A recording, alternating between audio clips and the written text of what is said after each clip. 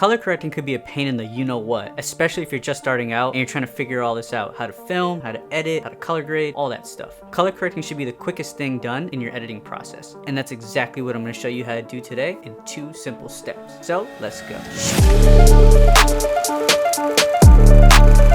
What's going on, guys? My name is Isaiah Peter and I help content creators level up their production game. And today we're jumping right into it. So step 1 is setting up your camera properly. And the first thing you're going to do is set your camera to manual mode. The reason why you set your camera to manual mode is you have complete control over your camera, so it won't have any of these wonky settings automatically happening while you're filming. Step 2 is setting up your white balance. And a cool little trick that you can do, especially for small setups like this, is to get any blank white sheet of paper. So for me, I have this old calendar piece of paper, but if I set it up here, this is a true white to your camera. So if you look at this paper and it looks too orange or it looks too blue, that means something's wrong within your white balance and you have to adjust it. So what you could do is you can hold up your paper like this and you can adjust it. If you're a solo guy like me, you can adjust it accordingly. Now I have it already set and dialed in, so I don't want to mess it up, but essentially that's how you would do it. So you would hold the white paper up, make sure that when you set your white balance, this is pure white as it can get.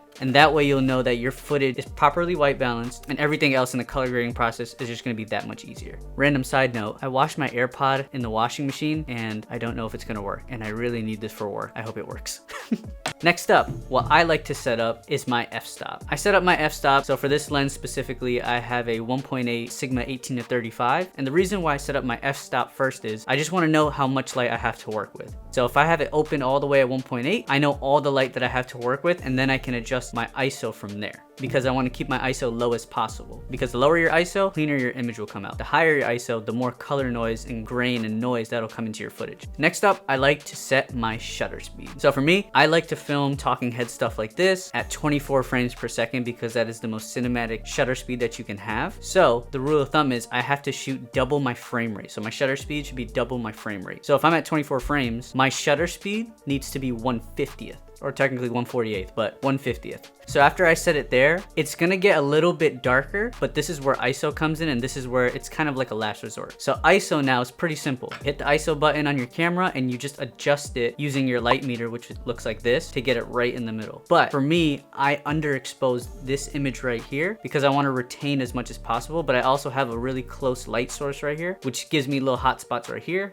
and right here, which I am working on fixing because I wanna get a bigger soft dome. But if you're on a budget and you're trying to get cheap stuff like this, shoot a tad bit underexposed so that in post you can bring it up and you can actually see how much you can push it, because you can manipulate your exposure, but you can also manipulate your highlights and actually bring them down, and then you can kind of adjust it and mess around with it from there. Last but not least, it's your picture profile. So I shoot Canon, so I would go to my picture profile and I would just go to a profile that looks pretty true to my eyes and just kind of adjust it from there for, you know, preference wise and what I think looks nice. So for me, I bring down the contrast a little bit and I bump up the saturation just a teeny bit because it's easier for my setup to edit in post and it's a lot quicker, and it usually does all the legwork if I do all these steps in the right order. All right, now that we got our camera all set up, now we're going on to step number 2, and that's making your adjustments in the post-production process in your editing software. So I'm gonna show you what that looks like. Let's go.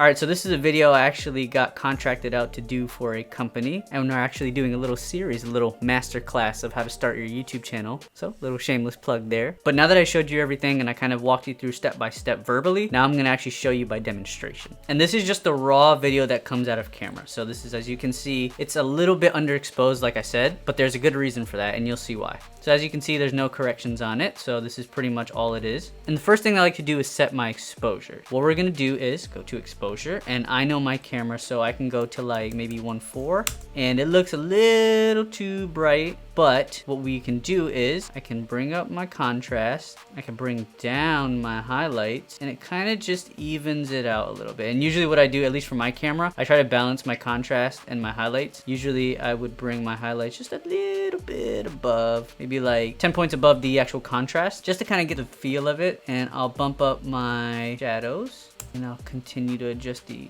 contrast as we go. And you may be like, dang, 30% contrast, that's crazy. But as long as it looks good, that's all that matters. Nobody cares about what the numbers are on the back end. All right, so now that I got it to kind of where I like it, the second to last thing I'm gonna do is adjust the black tones to the actual image itself. We are going to bring it down just a little bit. And this is very sensitive, so fair warning, be very, very, very delicate and light on this adjustment. As you can see, I already just went to -4 and it already looks pretty crazy. Generally, we can go to like -2, maybe even 1. If not, split the difference, 1.5. And now I can adjust my contrast just a little bit because I want a little bit more punchy.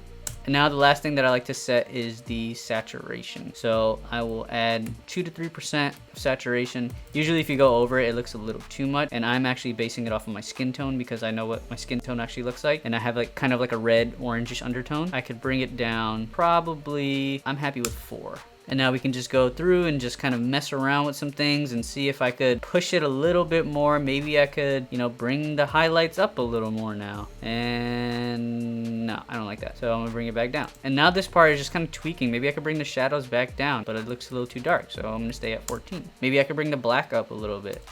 And instead of adjusting the black tones, I can adjust the contrast. You could add sharpening. I would advise against it a little bit, but fair warning, I do also add a little bit of sharpening just because my camera's not as sharp as I want it. I'm gonna add just a little bit to it. Maybe like 2%, 3%.